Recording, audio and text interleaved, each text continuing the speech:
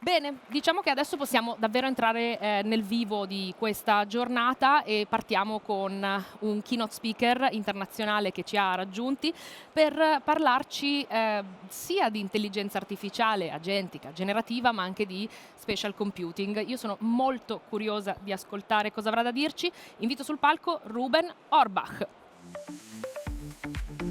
Please, Ruben, join us on the stage. Ruben Horbach, innovation researcher and strategist. Hi, hello, good morning. Hey, good morning. How are you doing? Hello, everybody. I'm well, thank you. The stage is all yours. Thank you so much. Thank you. What a pleasure to be here. Thank you so much for inviting me. I'm going to talk about the future today, and I'm going to focus on this side of the room because it's more busy on this side.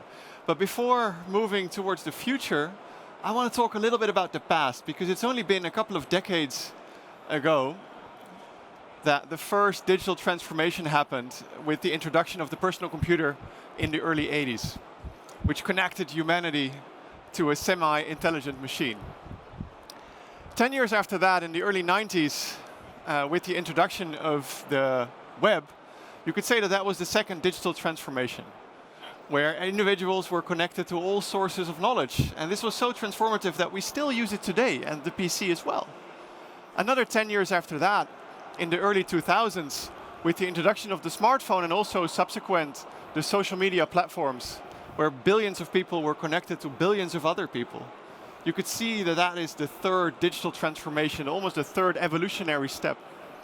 And we are on the precipice today with the question, what will be the next evolution, the next digital evolutionary step that is just as impactful as the introduction of the PC, the introduction of the web, and the introduction of the smartphone? There are a variety of different opinions about that.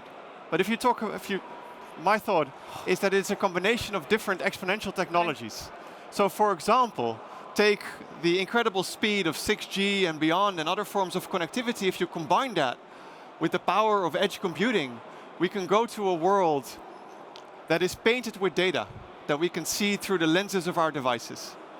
This data coming in real time from an unimaginable amounts of sensors embedded and integrated in our world, in our infrastructure, in our logistical systems, and maybe in us as humans as well. We can go to a world that is anticipating and showing us the right data in the right form factor just when we need it the most, a contextual world. And it is not by accident that the biggest tech companies have done the biggest investments in the last decades in technologies like artificial intelligence, augmented virtual reality, Internet of Things, blockchain, Web3, different forms of connectivity, but also things like 3D printing and synthetic biology, and edge, mesh, and fog computing. And I know that this is a little bit buzzword bingo, and that's on purpose. But today, for the first time ever, we see that all of these technologies are converging and are being woven into the fabric of global civilization. There's no way around those technologies anymore. And at the same time, we see that these capabilities are accelerating. On one side, the technological possibilities, and on the other side, the adoption part, the speed in which users are actually adopting the use of these technologies. And the technological part, I'm talking about Moore's Law, of course, and I'm sure that many of you know this. The theory, the consistency, that the numbers of transistors, the amounts of zeros and ones that can be placed on a computer chip, they double approximately every 2 years, while the costs stay the same. As a very concrete example, the computer that I'm presenting this from is a MacBook that I bought for roughly 1,500 euros. 10 years ago, I could also buy a MacBook for 1,500 euros. But the compute of today's MacBook is exponentially faster than the one that I could buy 10 years ago for the same amount of euros, if you don't calculate inflation with it as well, because obviously that changes. So to summarize, speed and possibilities go up, and the cost per compute is going down. And if you look at the adoption, this is 50 years to 50 million users in the United States. It took 46 years before there were 50 million users using electricity in the US. It took 26 years before there were 50 million users using television in the US. And only 19 days for 50 million users playing Pokemon Go in America. So just to emphasize this is linear versus exponential growth. So if I take 30 linear steps in any direction of approximately 1 meter per step, it would take me roughly 30 meters into that direction. But if I take 30 exponential steps into that direction, so a step of a 1 and then a 2 and 4 and 8 is 16, 32, 64, and so on and so on. If I do that, that would take me almost 26 times around the globe. It's the same amount of steps, but linear versus exponential. And we humans, we think linear. Our brains are not hardwired to think exponential. And there are limits to linear thinking. On one side, we tend to overestimate what is possible in the next 3 to 5 years. We are highly influenced by sci-fi movies, by the news media cycle, by presentations like this and new innovations. But on the other side, we underestimate what will be possible on the long term in the next 10 to 15 years. Because those technologies grow exponential, our brains cannot grasp because the numbers are getting too big. Personally, I think we are underestimating the impact of technologies that are happening today over the course of the next 6 to 12 months. The speed of development that I see today is outpacing everything and anything I've seen in the last decade. So, what is next? That's an excellent question, and I don't know. That's the end of the conversation. No, I'm just kidding. I'm going to start with a few technologies that I think will impact the future profoundly. And the first one is spatial computing. Spatial computing is the notions that the sensors in our devices, they scan the world around us. They place a digital layer on top of the real world, and that then can be used to place digital objects on top of the real world. Be it cartoonish objects, but also hyper-realistic 3D renderings. This will open up a plethora of use cases. We're going to interact with digital content in a profound new way. We can easily jump from two-dimensional content to take something in 3D space and explore it, expand it, make it bigger, make it smaller, stick your head inside to see how the wiring works from the inside. It's incredible. Of course, the big tech companies focusing a lot of productivity and efficiency and speed and the way of working. And these devices are pretty large. I mean, the Apple Vision Pro is a pretty hefty device, but they are getting smaller and smaller. This was the prototype from the Meta glasses about a year ago. These are the glasses today. They are almost indistinguishable from the ones that I am wearing today right now. It has a camera in there, a speaker, a microphone. I can talk to an AI system, but there's also a display in there that I can see visual information and cues and information that I might need. At the same time, we have AI, which is powering these devices from an intelligence level. They start to really understand the world around it. It's not just seeing that there is a couch there, or a chair, or a table, or a building, or a car, but also understanding its meaning for the person that are wearing these glasses. So the question is, will this be the next interface?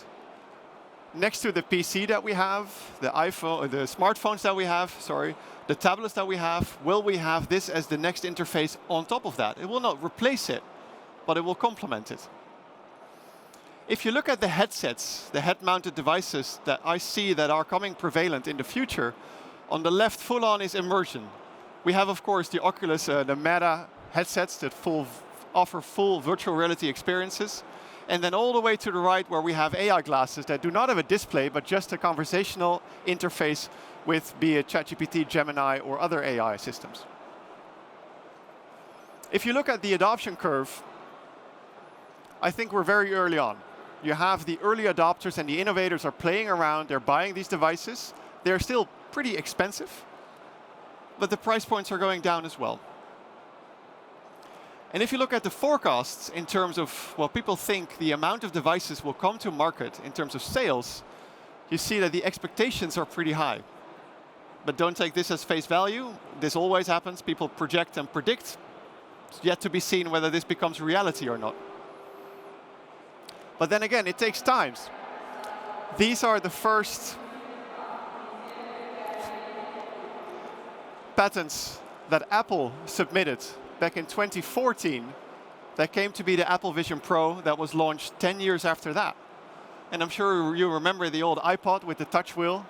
I mean, back then they already started to think about how that future might look like. So it takes time. Researchers recently, this was in October, so last month, they developed a screen, a retina display, that is small enough to fit in your eye, but has a sharper resolution than reality. Just to give you a sense of how fast these developments are progressing. And then the intelligence layer that lies below that, artificial intelligence. In AI, I want to talk about AI in 3 parts. I'm going to talk about generative AI, the today and yesterday. Talk about agentic AI, the today and the tomorrow. And then the day after tomorrow about embodied and physical AI. And I'll start with generative AI. And yes, this is an avocado chair. And the reason why this is an avocado chair, this was actually the very first picture that was generated by DALL-E, OpenAI's image model. The very first picture. So they had a sense of humor back then as well. So in short, LLMs, large language models, they predict the next tokens. They are token predictors. And scaling and fine-tuning, they give them superpower. At the moment, text is the universal input. Be it text to images, text to text, text to video, text to sound, text to music, text to voice, text to 3D. Text is the universal input, be it typed or spoken. So as an example, complex text contents, text, images, video, sound, etc., for mainly text input. The model is analyzing the input and try to understand it, and then creates what is logical to follow up. So if I ask an image model, I want an astronaut riding a horse in photorealistic style. The model tries to understand, okay, what's the meaning of an astronaut? Maybe it gives direction to the background, because astronauts are generally in space. What is riding? How does the astronaut sit? What is a horse, and what's the relationship between an astronaut and the horse? And then how do I need to visualize this? And then you get something like this, which indeed is an astronaut riding a horse. And now I lost my screen.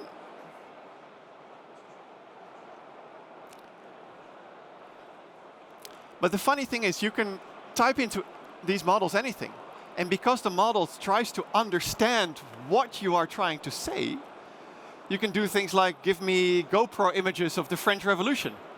I mean, I wasn't there, but these things, the output is very, very realistic. And it's on the screen right now. No, it's not.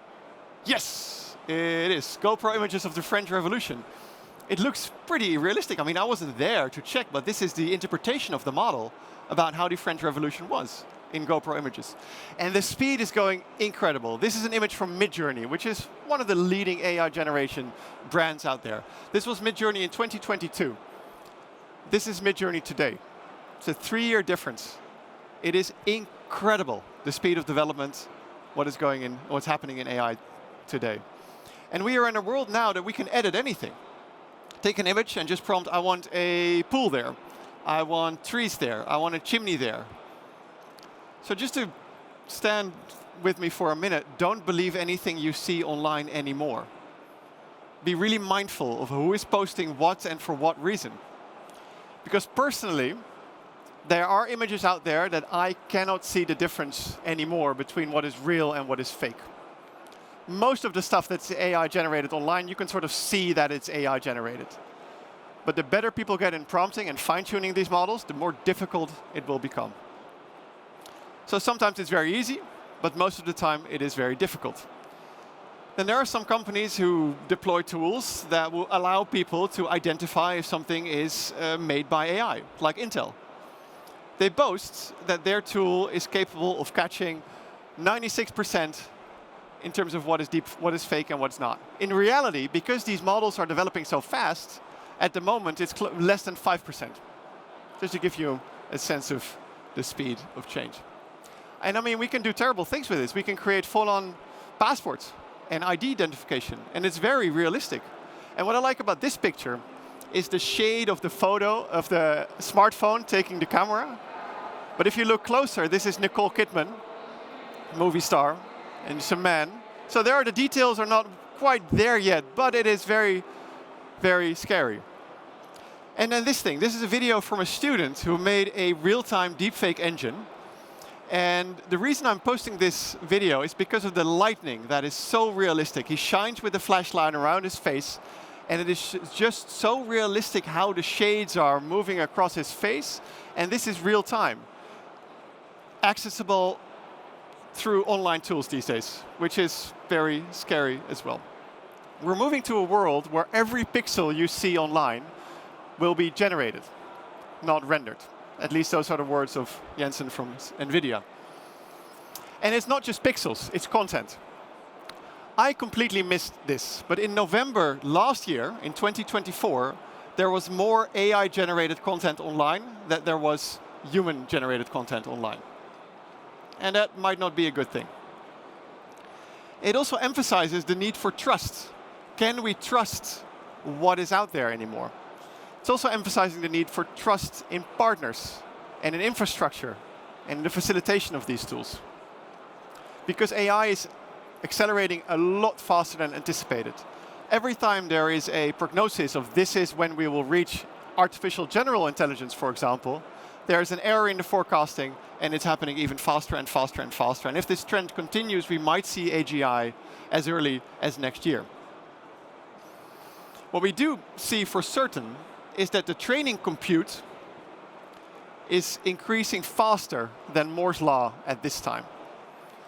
The dark blue line is Moore's law, with the amount of calculations, the amount of zeros and ones that are on a computer chip. And on the right, the light blue line is the training compute used to train AI models. And the training of these models is using a lot of energy, a shit ton of energy, excuse my French. And this will also only increase. It is yet to be seen, however, how much this will increase in the coming years. These are a variety of researchers' papers dedicated to the energy increases. One thing is for sure, it very much looks like an exponential curve there as well. Just to show you the scale of things, this is the size of one of Meta's Hyperion data centers that they are planning to build in the United States, laid out over Lower Manhattan. They're planning to build 4 of these next year. That's incredible.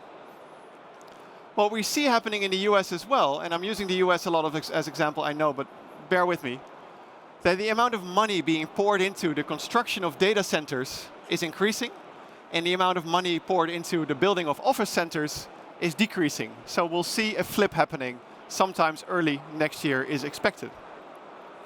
At the moment, energy is the bottleneck. The CEO of Google said last week in a podcast that they have data centers or part of data centers that they cannot put online because they don't have the energy for it. So the GPUs are there to train new models, but there's not enough energy to put them online. This is why these companies are building their own energy infrastructure, be it from nuclear power plants to other forms of energy. At the same time, we see that the chips, these graphical processing units, are getting more energy efficient. This is the line, a theorized line, that is also increasingly exponentially in terms of energy efficiency. In the last 10 years, NVIDIA's GPUs became 105,000 times more efficient in terms of energy per token generated. And that is absolutely incredible. At the same time, especially with the introduction of DeepSeek, there was a paradigm shift as well in terms of how these models, these foundational models, were trained to begin with. DeepSeek reached almost the same level at the top AI models, which were at the time Gemini, Claude, and OpenAI, which they still are, in a course of 9 months. And they did that with less hardware, less money poured in, so less investment, but they still reached about 85 to 95% of accuracy as the best models at the time. And that sort of started a boom of open weight models from China. And these Chinese models, the flip happened earlier this year, that the open source models, the free models from China, are more popular globally than the models from the West. And I'm not saying that that's per se a negative. I don't know if you can hear the announcement, but the challenge with some of these Chinese models is that they are less adaptable in terms of blocking harmful prompts. And with a harmful prompt, I mean, help me write code to hack this company. Help me generate drugs. Help me generate a weapon. DeepSeek failed 100% in the early benchmarks. And at the same time, they also echo Chinese talking points. Think about Xi Jinping and the Tiananmen Square and the stance of Taiwan. So there is this imbalance at the moment, where in China, 100% of the people use Chinese models, and in the West, 20% also use Chinese models. So there is an imbalance there. And this is interesting, because we are moving to a world where these AI tools are embedded everywhere. We're moving from, let's say, the old school of Google, from a search machine to an answer machine. Because in the old days, you were Googling for something, and before you knew it, you had 20 tabs open, you were doing taking mental notes, and then you were formulating an answer. Now all the mental work is being done by AI, and it formulates an answer with the right sources, hopefully. And there were some funny things happening in the beginning. This was live on Google about a year and a half ago. When questioned, can I smoke while pregnant? The reply was, yes, of course, doctors recommend 2 to 3 cigarettes per day. Or can cockroaches live in your penis? The answer was, yes, absolutely, it's totally normal. Over the course of a year, 5 to 10 will crawl up there. That's where they got the name cockroach. Today, this is solved. The new versions of Gemini are pretty accurate, but this was live. Also take into account that the costs for interacting with these models is decreasing on average about 40 times per year. So it becomes a lot cheaper. It's also integrated everywhere. If you look at how many people and companies are using generative AI, on the left, you can distill that it was less than 30% in 2024, and now it is nearly 80% in 2025 in terms of companies that are actively using generative AI in their processes for multiple functions. And on the right, we see that ChatGPT and Gemini remain the most popular models today. So 3 important trends from this last bit. China is catching up, and I said catching up, but actually it's already caught up. We're behind. And the UA, the European Union, is a question mark. Where are we? What is our stance? Secondly, the open weight models, like DeepSeek, are commoditizing the foundation model layer. Because you don't need as much compute, as much hardware, and as much investment, companies, government organizations can train their own models as well. You don't need these Hyperion data centers to reach quality that is up to 80 to 90%. And if that's good enough for the processes that you're using AI, that's fine. And thirdly, the math has changed. Scaling up compute, throwing more hardware is not the only path to AI progress anymore. And soon we'll see on-device models as well. So you could say that the generative age is already here, with 80% of companies globally using AI in multiple processes. So we can expect more traffic in the coming years as well. But how much is still a question mark. But it also underlines that the infrastructure needs to be ready to facilitate all of this. Especially when countries are starting to experiment with something which is called universal basic AI. I thought that was funny. So we don't give universal basic income, but we are giving universal basic AI. The UAE is testing whether to give every citizen in the country access to ChatGPT for free, because it is so important. Then the second part, I want to talk about today and tomorrow, about agentic AI. And an AI agent, for those of you who don't know, very simple way to say this, is something that you can give a long task to and provide minimal supervision. And the system, the model, is completing the task. As an example, if I were to research every one of you, it will probably take me a long time. Need to figure out what your names are. Maybe I'll have a list. Then I'll run your names through Google, through LinkedIn. Then I'll have a general overview of what you are. Maybe I'll write down your previous companies and do a full-on spreadsheet. It will take me maybe a day or 2 or 3, because there are a lot of people here. There are tools to do that. You can just upload a PDF with names, and the tool is actively going to research those names. Google, LinkedIn, previous employment, etc., etc. So just as an example, this is something that would take me, a human, maybe a day or two, but an AI system can do it in less than a minute. Just to highlight, this is what what an agent could do. And the shift from agents, from assistants where we are now, to agents is going to be pretty dramatic. Because today, and yesterday, you work somewhere, you have a role. In that role, you have a specific set of goals, and then you have tasks to complete those goals. Very simple. Today, you have maybe AI features in the tooling that help you achieve those tasks more efficient, faster, more effective. We're moving to a world where you don't just have tasks, but you're also supervising a variety of AI agents that themselves have a role, goals, and different tasks underneath. It could be a whole constellation of AI agents. And maybe you need a agent chief of staff to manage the delegation to AI agents. Another example, this is a video from a construction site. And the prompt is watch the video, identify things that are dangerous or good, and then open a spreadsheet and write everything out. And the AI agent takes control of the user's computer, moves the mouse, takes the keyboard, and it fills it in almost instantly. That's incredible. So there are currently 5 levels of AI agents, you could say. 0, a prompt is not an agent. Level 1 are GPTs and bots with tools. Maybe they have access to documents, or they can search the web.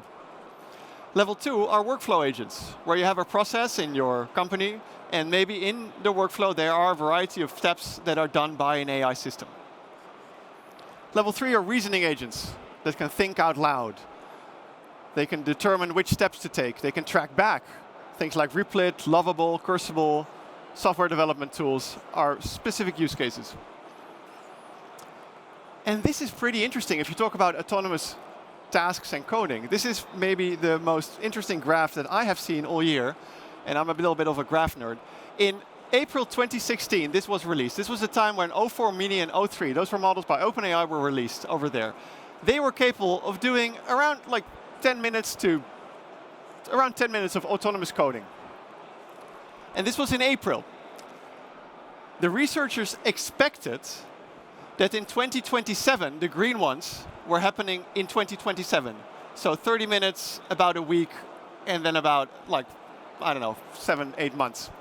They expected that to happen in 2027. 6 weeks after this graph was released, Anthropic launched a new model which was already here. Just to highlight the underestimate, overestimate part. Even people who are doing benchmarks as their full-time roles were surprised by the speed of this new model. And then we had Cloud 4.5 Sonnet, which happened in September, so more recently, and that was already a pretty big step up. And it doesn't look like a big step, but the difference between those two models is actually 7 hours of autonomous coding to 30 hours of autonomous coding. So it's a jump of 4 in just as many months. And then level 4 and level 5 are limited autonomous AI agents and fully autonomous AI agents. And in my perspective, that is when you talk about agentic AI. Because agentic AI is an architectural shift. AI agents are software programs that perform and execute specific tasks. And agentic AI is a system of those AI agents that work collectively and collaborate to solve complex tasks or complex goals. And then I want to talk a little bit about the day after tomorrow, about physical AI. These are models that can perform actions in the real world using physical tools. And yes, this is already happening. We have autonomous robots in factories and in distribution centers, for example. We have autonomous vehicles driving around. So this is nothing new. Specifically, I want to talk a little bit about humanoid robots, because they are debuting around the world. Currently, there are about 200 to 250 companies globally working on creating these robots and these form factors with hands and foot and feet and legs like we have as humans. They are specifically tuned to work either in factories or to help people at home.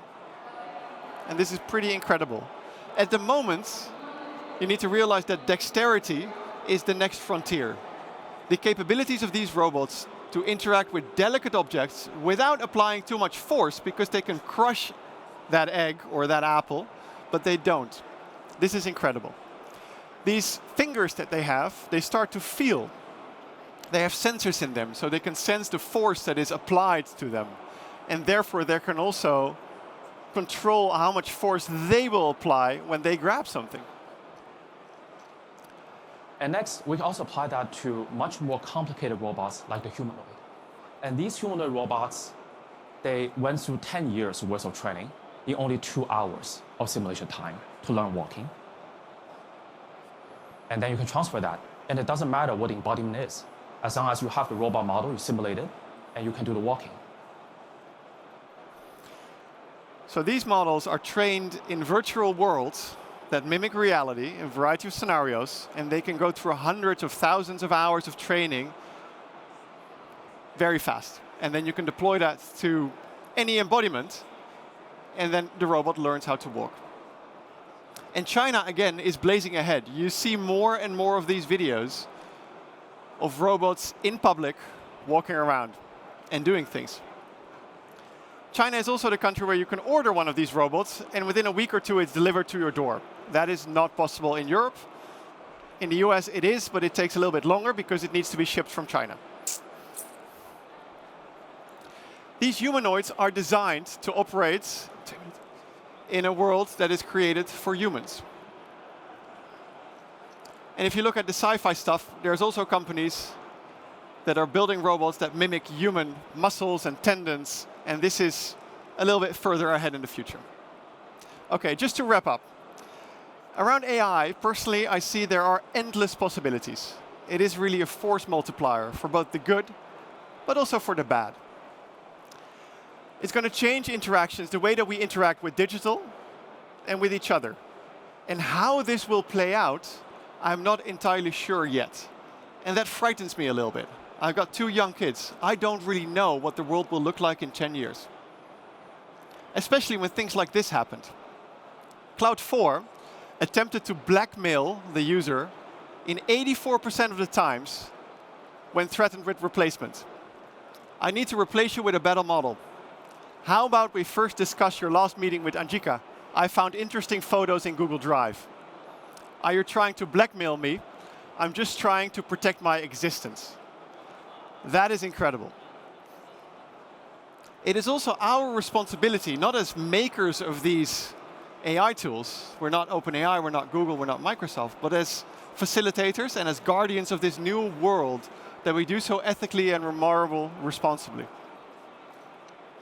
And then again, this was 30 minutes and just the tip of the iceberg. Give me 4 hours and I'll talk for 4 hours, which you can do. Just hook me up and let me talk for 4 hours. That's perfect. I want to give you 3 main points before I'll continue. I'll leave you with the rest of the day. 1, exponential convergence is real. Linear thinking won't keep up, and we can expect a lot more traffic. AI is the spear point of this curve, and latency is the new currency. We're moving from generative AI to agentic to physical. And our competitive edge is continuous learning, experimentation, and scaling responsibly. Because sustainable scale and trust will decide who wins this AI race. Thank you very much for your time, and I hope you have a fantastic time at Salotto this year. Thank you.